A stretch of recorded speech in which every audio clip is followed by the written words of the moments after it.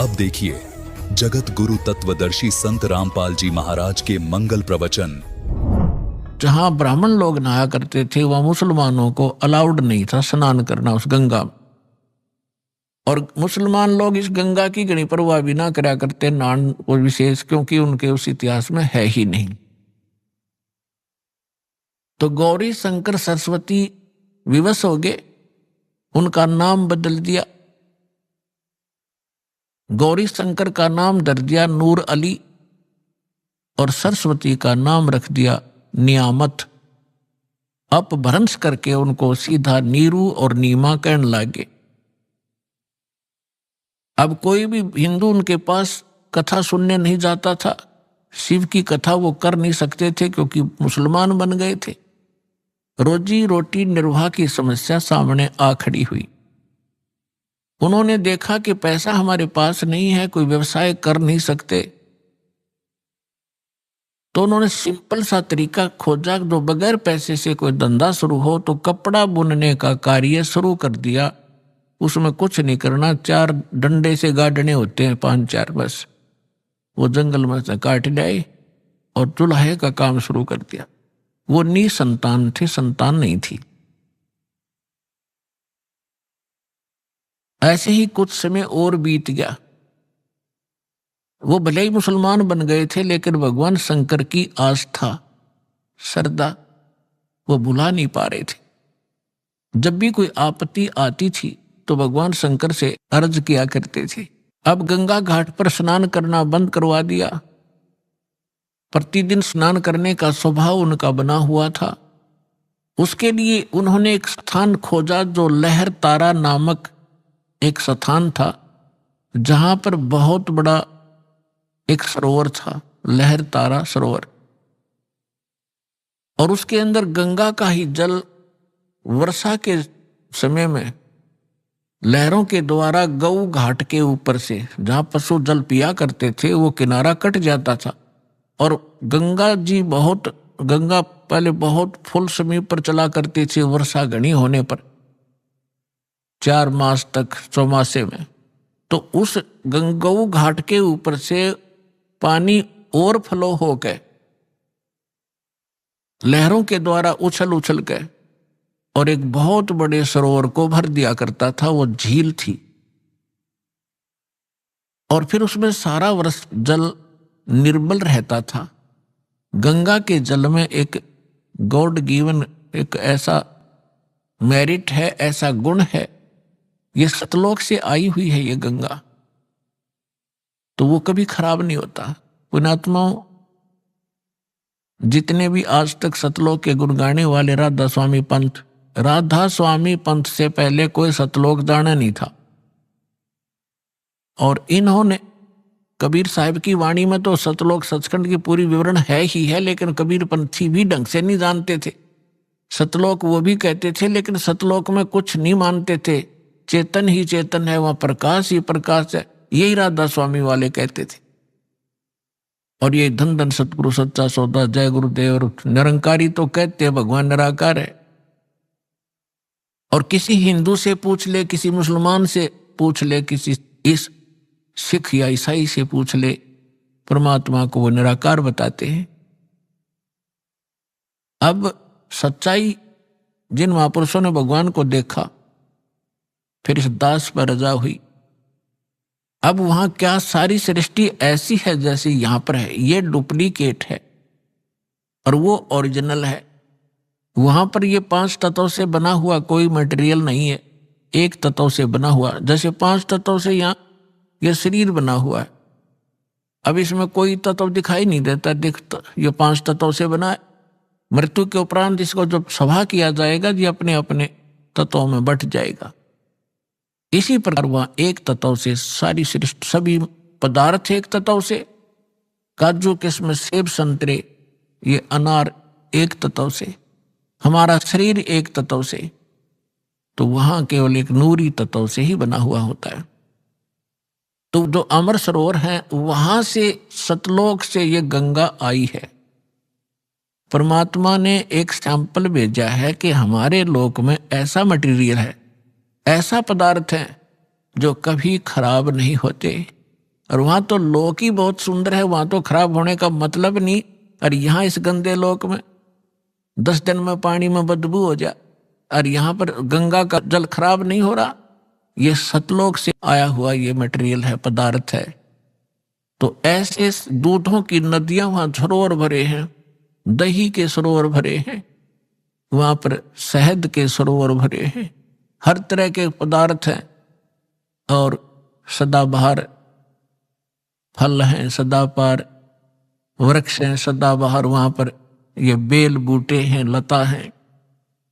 तो पुण्यात्माओं प्रसंग चल रहा है, वहीं पर आते हैं। तो नीरू नीमा सुबह सुबह उठ करके प्रतिदिन उस लहर तारा नामक तालाब में स्नान करने के लिए जाने लगे।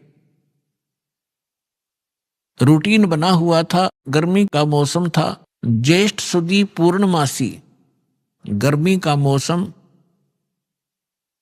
और उस दिन परमात्मा अपने वचनानुसार, जैसे सुदर्शन जी से कहा था, बेटा तू चिंता ना करे, मुझे टाइम तो कितना लगे तेरे माता पिता को मैं पार करूंगा। जिस कारण से वो बोला भगत सुदर्शन यहाँ की इच्छाओं को त्याग सका, नहीं तो उसके गल में या एक फांसी और गल गई थी। यही बहुत थी उसको यहाँ काल के लोक में फंसाने के लिए। लेकिन पुण्यात्माओं परमात्मा कहते हैं मेरी शरण में जब आप आ जाओगे, फिर मेरा काम है, तुम मेरी मर्यादा में रहना, मुझसे दूर ना होना, फिर मैं आप करूंगा तुम्हारे सारे काम। कैसे तुम्हें पार करना है वो फिर मेरी ड्यूटी है। अब जैसे परमात्मा ने एक फार्मूले बताए हैं, द्वार धनी के पड़ा रहे, धक्के धनी के खावे, 100 काल झकझोल ही पर द्वार छोड़ ना जावे। एक तरीका बताया है कि द्वार धनी के पड़ा रहे और धक्के धनी के खावे, यानी अपने सच्चे दरबार में, अपने सतगुरु के पास यहां आता रहे, चाहे कुछ भी आपको लोग कहें, और कोई छोटी मोटा ऐसा कोई दुख भी आप पर आ जावे, उसमें अपनी हिम्मत नहीं आ रहे और भगवान से दूर मत होना। इसलिए कहते हैं द्वार धनी के पड़ा रहे और धक्के धनी के खावे। सतलोक यानी आश्रम में आता रहे, जाता रहे, छोटा मोटा कोई उक चुक हो भी जा, हिम्मत नहीं आ रहे। कबीर साहब कहते हैं सत ना छोड़े सूरमा, सत छोड़े पतदा, और सत के बांधे लक्ष्मी फिर मिले किया। फिर फार्मूला बताया है कि द्वार धनी के पड़ा रहे, धक्के धनी के खावे, 100 काल झकझोल ही पर द्वार छोड़। तो परमात्मा भी और भी कहते हैं कि जो जन मेरी शरण है, जो एक बार मेरी शरण में आ गया और गुरुद्रोही हुआ नहीं, फिर उसको मैं छोड़ूंगा नहीं, पार करके ही छोड़ूंगा, समय कितना लग जाए। जो जन मेरी शरण है ताका हूं मैं दास, और गेल गेल ला गया फिरूं जब तक धरती आकाश। तो पुण्यात्मा अब परमात्मा ने अपना वचनानुसार उनको निकालना था। यदि वो ब्राह्मण बने रहते, उनमें अभिमान की कमी नहीं थी, और जहां अभिमान है वहां भगवान मिल नहीं सकता उन व्यक्ति को। आज से 600 वर्ष पहले ब्राह्मण वर्ग एक बहुत ही उच्च कोटि के माने जाते थे। इनको हमारे क्षेत्र में दादा नाम से पुकारा जाता था, चाहे छोटा सा बालक हो, और बहुत बड़ी महिमा थी इनकी। उस समय परमात्मा ने पहले तो उनकी वह मरोड़ काटी, वो बनाए मुसलमान, उस ब्राह्मण कुल से हटाया। अब वो बेशक मुसलमान बने हुए थे, लेकिन वो तो एक सिंपल मैन थे, गुजारा करते थे अपना, जैसे भी नमाज नमूजों ने बता दी वह कर रहे थे। लेकिन अंतःकरण उनका टूटा हुआ था, उनके अंदर कोई अभिमान नहीं था। तो परमात्मा ज्येष्ठ सुदी पूर्णमासी संवत 1455 सन 1398 को ब्रह्म मुहूर्त में, ब्रह्म मुहूर्त कहते हैं सूर्य उदय होने से लगभग 1.5 घंटा पहले। यहाँ थोड़ा सा प्रसंग और सुनाना अनिवार्य है कि स्वामी रामानंद जी एक ब्राह्मण थे। वो काशी के अंदर अधिकतर ब्राह्मण लोग जो थे वो ऊत भूत की पूजा करते और करवाते थे। सदग्रंथों, वेदों और पुराणों से वे दूर चले गए थे। उस महापुरुष ने आकर के वहां पुनः वेदों का, पुराणों का आदि श्रीमद् भगवत गीता का प्रचार करना शुरू किया जैसा उनको नॉलेज था। उन्होंने 1400 ऋषि बना रखे थे अपने चेले। उनको संत रूप में उनका एक पहचान बना रखी थी। वैष्णव परंपरा से जो दीक्षित होते हैं वो सारे उनको बाह्य आडंबर करवा रखे थे। लंबा तिलक लगाना, गले में एक तुलसी के मनिये की एक माला डालना, ओनली तुलसी के लकड़ी का एक मनिया होता है। इस प्रकार के आप लक्षण वाले को वैष्णव संत बोलते हैं। तो 1400 वैष्णव संत बना रखे, वो जगह जगह प्रचार किया करते थे। और जैसे रामानंद जी ने उनको साधना बता रखी थी वो साधना भी किया करते थे। उन 1400 ऋषियों में से एक ऋषि थे अष्टानंद ऋषि, और वो प्रतिदिन उस लहर तारा तालाब के ऊपर जाकर स्नान किया करते थे। और वहीं वो जंगल सा था, आसपास वन थे। पहले वन जंगल तो बहुत होते थे सभी जगह। वहां बैठकर वो सुबह सुबह स्नान करके अपने गुरुदेव जी द्वारा बताई गई साधना को वहां घंटों किया करते थे और प्राकृतिक सौंदर्य का आनंद भी लेते थे, शांत वातावरण में करते थे। उधर से अष्टानंद जी स्नान करके अपनी साधना करने के लिए मृगछाला बिछा के और बैठे थे। परमात्मा सतलोक से आए सशरीर एक शिशु रूप धारण करके, उनके शरीर का इतना तेज था। अष्टानंद जी ने देखा कि ऊपर से कोई प्रकाश का गोला सा आ रहा है। जो ही ऊपर को नजर उठाई, उसकी आंखें परमात्मा के उस बॉडी नूर को सहन नहीं कर सकी, आंखें बंद हो गई। जैसे हम सूर्य की ओर कभी देख लेते हैं गलती से, तो सूर्य के प्रकाश को हमारी चरम दृष्टि सहन नहीं कर पाती, हम आंखें बंद कर लेते हैं। आंखें बंद करने के बाद हम क्या देखते हैं कि सूर्य का आकार प्रकाश रहित एक गोला सा अलग दिखाई देता है, और जिधर भी हम करते हैं वैसे ही उधर ही वो दिखाई ही देता रहता है। इसी प्रकार जब उस अष्टानंद जी की आंखें बंद हुई, उसने क्या देखा, एक नवजात शिशु दिखाई दिया। प्रकाश रहित शरीर था उस बॉडी का, प्रकाश युक्त तो था ही, जैसे सूर्य प्रकाश युक्त तो उस समय भी था, लेकिन उसके बाद केवल उसका प्रतिबिंब ही दिख रहा था। कुछ देर के बाद उसने आंखें खोली और बंद करी, फिर देखा कि वो प्रकाश उस लहर तारा तालाब के दूसरे कोने में जाकर और सिमट गया, और उसकी आंखों के सामने जो प्रतिबिंब था वो एक बच्चे का सामने घूम रहा था। अब अष्टानंद जी ने सोचा कि ये मेरी कोई भक्ति की उपलब्धि है या मेरे साथ कोई ये देव ने या किसी प्रेत ने, पितर ने कोई ऐसी घटना कर दी। उसने सोचा कि अपने गुरुदेव जी से, स्वामी रामानंद जी से इसका समाधान चाहूंगा।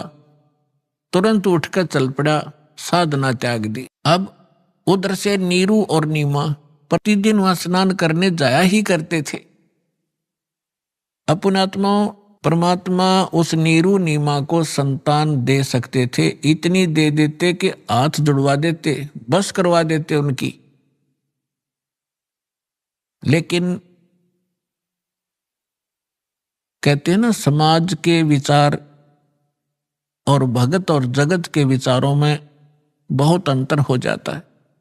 इसी कारण से जगत और भगत का विरोध रहा है। जगत जो परंपराएं निभा रहा है वो भक्त उनको निभाकर आगे बढ़ नहीं सकता। भगत के विचार शास्त्र अनुकूल होते हैं, जगत के विचार अपनी परंपराओं पर आधारित ही रहते हैं।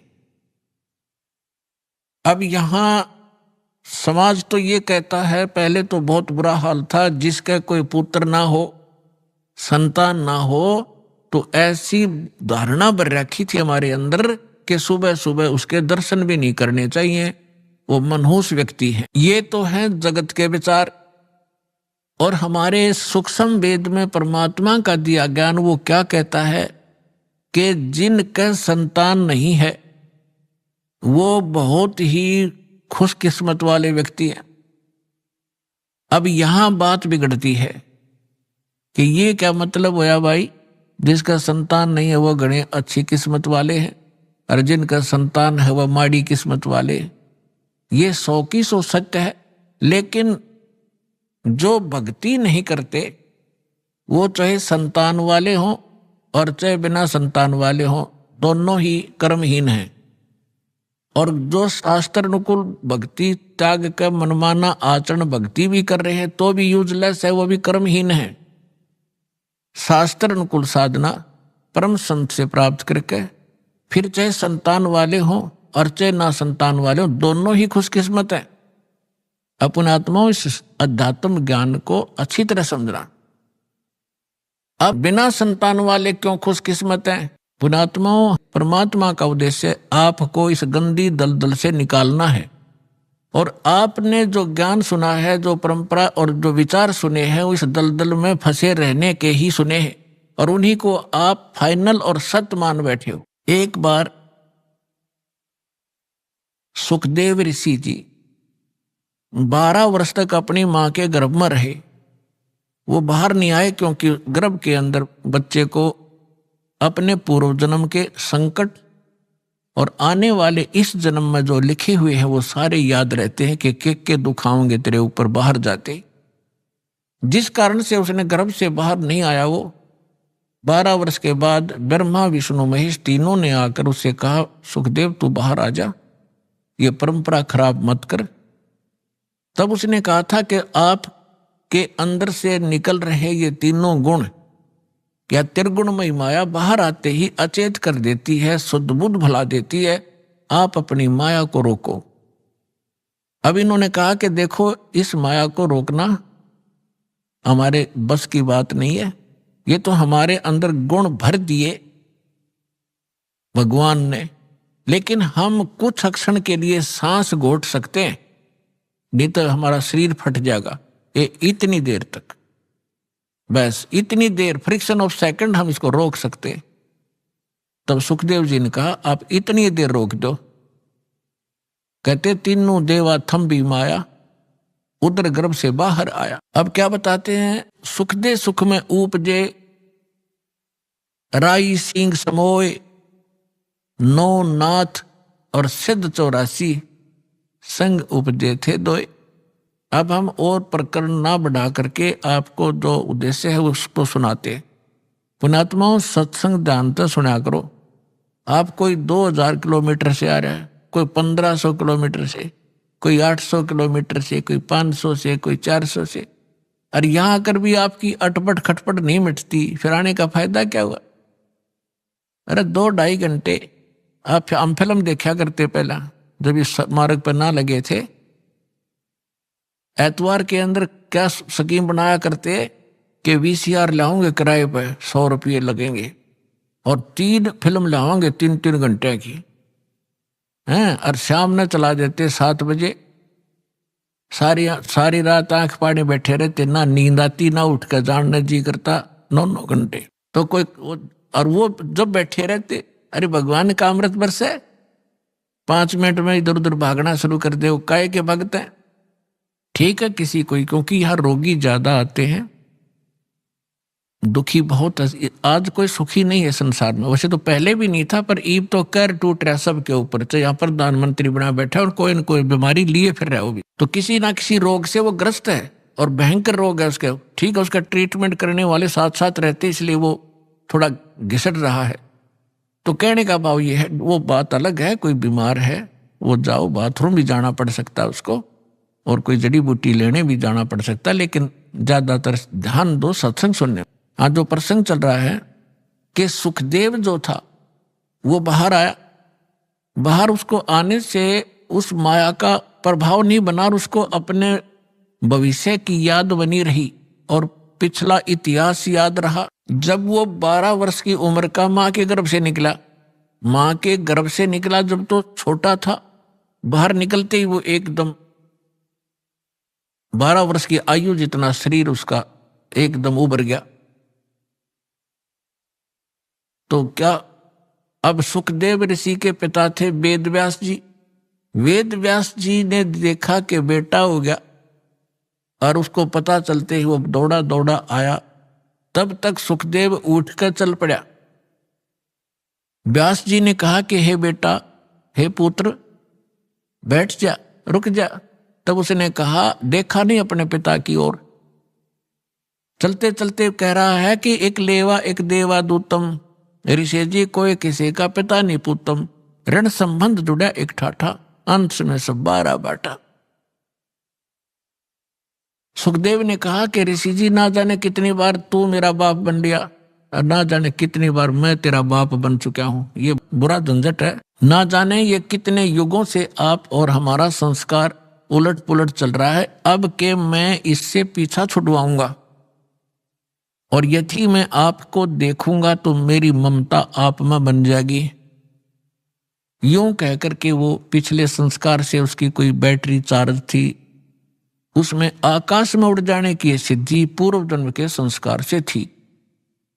वो आकाश में उड़ गया, आगे जाकर अपनी और नाल काटी और पत्ते पुत्ते लपेट कर जंगल में घूमने लग गया। ये लंबी कथा है, हम उस प्रसंग पर आते हैं कि एक लेवा एक देवा दूतम और कोई किसी का पिता नहीं पूतम। पुणात्मा और परमात्मा का ज्ञान है, ये किसी डूम बाट के गीत नहीं है। यदि आपने अध्यात्म मार्ग को ग्रहण करना है और यहां भी सुखी होना है और सतलोक चलना है, तो जो ज्ञानदास आपको बता रहा है उसको हृदय में समा लेना। अब क्या बताना चाहता हूं कि जैसे आज कोई आपका पुत्र है, कोई पुत्री है, ये पिछले संस्कार से है। एक बेटा ऐसा है, पिता कमा रहा है, जोड़ रहा है, उसके लिए मर रहा है और वो गुलछर्रे उड़ा रहा है, शराब पी रहा है, गाड़ी खरीद ली है और 10 मित्रान बिठा के होटलों में जाकर दारू पीता है, मांस खाता है और पिता बैठकर रोता है। तो उस पिता ने पिछले जन्म में उस बेटे का ले रखा था, कोई किसी ने कभी रिश्वत ली होगी या कोई धोखा करके कोई अटपट किया होगा, अब वो पूरे करके छोड़ देगा। एक कथा है, एक किसान था, उसकी पत्नी, एक पुत्र होने पर पत्नी की मृत्यु होगी। उसने दूसरा विवाह कराया, उससे एक पुत्र हुआ, फिर दोनों ही मर गए। अब बड़े पुत्र का विवाह हो चुका था, छोटा पुत्र उससे 10-15 वर्ष अंतर था, छोटा था। अब क्या हुआ, जो बड़ा पुत्र था पहली पत्नी से और छोटा पुत्र था वो उससे उनसे काफी उम्र में छोटा था। छोटे वाला बीमार हो गया, इतना रोगी हो गया, कुछ पैसे भी लगाए लेकिन वो इलाज नहीं हो पा रहा था। किसी ने बताया कि वहां ले जाओ, एक बहुत बड़ा वैद्य है लेकिन पैसे लेगा 5,000 रुपये। उसमें 5,000 रुपये आज के 50 लाख के बराबर। तो उन्होंने सोचा, दोनों पति पत्नी ने विचार किया कि क्यों ना इसको किसी प्रकार से इसकी मृत्यु करा दें, विष दे दें, तो उसके पति और सारी संपत्ति अपने पास रह जाएगी, इस वाली भी। उन्होंने ये विचार करके स्वयं तो हत्या करने की सोची नहीं, एक डॉक्टर से बात कर ली, वैद्य से, कि भाई आप ऐसे करो, इसको विष दे दो। उसने कहा मैं 500 रुपये लूंगा और किसी का शक भी ना होगा, 2-4 दिन दवाई देता रहूंगा और फिर मैं इसका काम तमाम कर दूंगा। अब उसने 500 रुपये लिए उस समय। उन्होंने सोचा 500 में पीछा छूटा ही तक, तो उसने 500 रुपये लेकर उसको विष दे दिया। वो लड़का मर गया। तो ग्रामीणों ने, रिश्तेदारों को पता था कि भाई बहुत दिनों से बीमार चल रहा था, मृत्यु होगी, बात समाप्त हुई। और वो दोनों पति पत्नी, खुशी का ठिकाना नहीं, बड़े भाई का और उसका भाभी का। 1 वर्ष के बाद उनका एक पुत्र प्राप्ति हुई और गुणा खुश हो गए कि सारी संपत्ति के वारिस बन गए। अब उस इकलौता पुत्र उसको खूब अच्छा घी दूध खिलावे, लाड से पाले पोसे। घने दिनों में वो गाभरू हो गया, जवान हो गया। युवा होते ही उसका विवाह कर दिया। विवाह होने के उपरांत कुछ समय के बाद वो लड़का रोगी हो गया। अब पहले तो भाई था, उस पर पैसे लगाना अनिवार्य नहीं समझा। अब पुत्र बीमार हो गया, उसको ना जाने कहां कहां ले गए, जिसने जो मांगा वही दिया। यहां तक कि आधी जमीन को भी सेल करना पड़ गया, वह भी बेच दी। लेकिन लड़के का जो स्वास्थ्य गिरता ही चला गया और अस्थि पंजर की तरह चारपाई पर पड़ा पड़ा अंतिम सांस गिने। उसका पिताजी साथ बैठा था। उस लड़के ने कहा कि भाई साहब, अपने पिता से बोला, भाई साहब मेरे कफन और लकड़ी की तैयारी कर। अब उस व्यक्ति ने सोचा बच्चा ज्यादा रोगी हो गया और एक ही बैक की बात कर रहा है। उसने कहा बेटा मैं तेरा बाप हूं, मैं तेरा पिता हूं। वो बोला, लड़का बोला तू मेरा पिता नहीं, तू मेरा भाई है। और सुन, मैं तेरा वो भाई हूं जिसको तूने विष देकर मारा था। और भले पुरुष, मेरा हिसाब बराबर हो लिया, आधी जमीन तूने बेच दी मेरे इलाज पे। अब मेरा तेरा लकड़ी और कफन का हिसाब बैलेंस है, वो तैयारी कर ले बस चुपचाप। अब वो हक्का बक्का रह गया, उसने अपने किए कर्म की याद सारी आ गई। तो उस व्यक्ति ने कहा कि भाई साहब एक बात बता, ठीक है मैंने जैसा जुल्म किया, क्योंकि तो इकलौता पुत्र, आगे संतान नहीं, मेरा तो कुल नाश भी हो गया। लेकिन एक बात बता, हमने तो जो बुरा किया फल मिल गया। अब ये तेरी पत्नी है, इसने क्या बुरा किया था, अब जिंदा जलाई जाएगी तेरे साथ, क्योंकि उस समय सती प्रथा थी, पति के साथ पत्नी को कंपलसरी जला दिया करते जिंदा। तब उसने, लड़के ने कहा कि वो वैद्य कहाँ है जिसने मुझे विष दिया था। उसके भाई ने बताया कि वो आपके 4 वर्ष बाद अचानक हार्ट अटैक होकर मर गया था। तो उसके लड़के ने बताया कि ये वो मेरी पत्नी वो वैद्य है, अब यह जिंदा फूकी जाएगी। इस दुष्ट ने 500 रुपये के लालच में ऐसा जुल्म किया था। तो पुण्यात्माओं, परमात्मा कहते हैं एक लेवा एक देवा दूतम, या कोई किसी का पिता नहीं पूतम। ऋण संबंध जुड़ा एक ठाठा, अंत में सब 12 बाटा। अब जो प्रसंग चल रहा था कि जिनके संतान नहीं है वो उनका बैलेंस खत्म हो गया है, किसी के साथ संस्कार उलझ नहीं रहा, उलझेड़ा नहीं रहा उनका। और हमारे समाज में ऐसे ये लोक वेद दंत कथा ऐसी बना रखी है कि जिसका संतान नहीं उसका के जीना,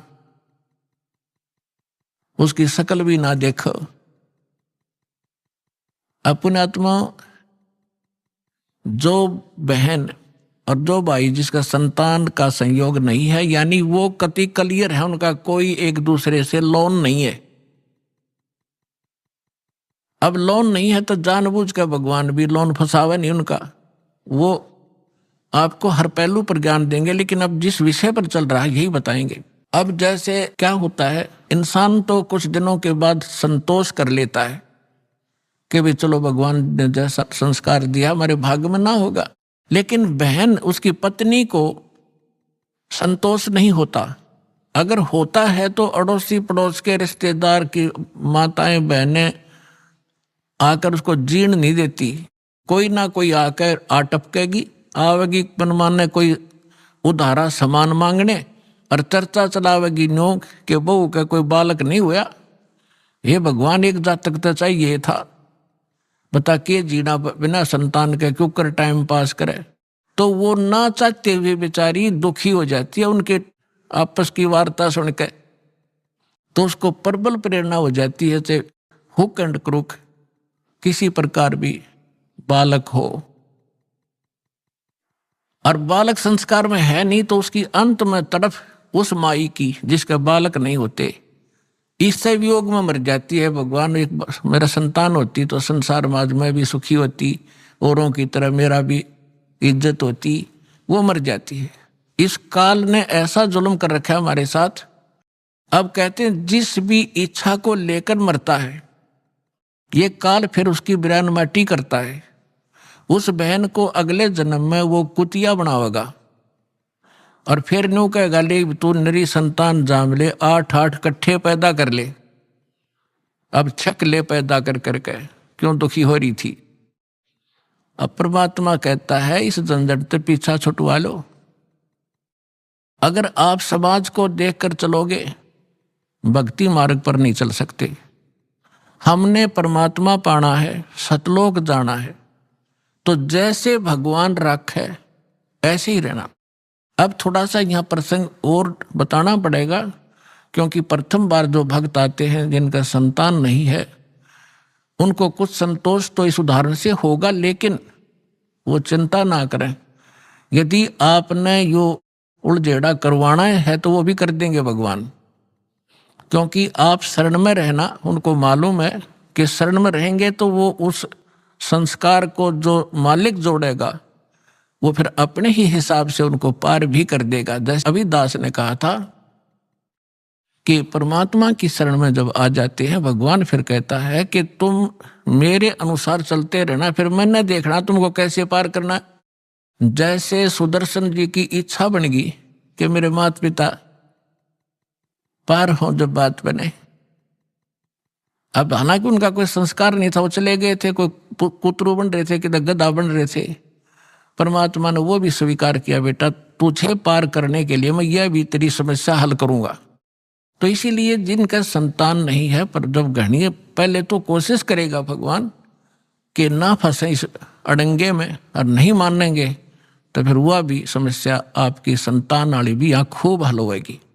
थोड़ा सा उदाहरण दे दूं। एक बहन, वैसे तो बहुत से ऐसे उदाहरण है यहाँ पे जिनके 10-10, 15-15, 20-20 वर्ष तक विवाह हुए को हो गए थे, संतान नहीं थी।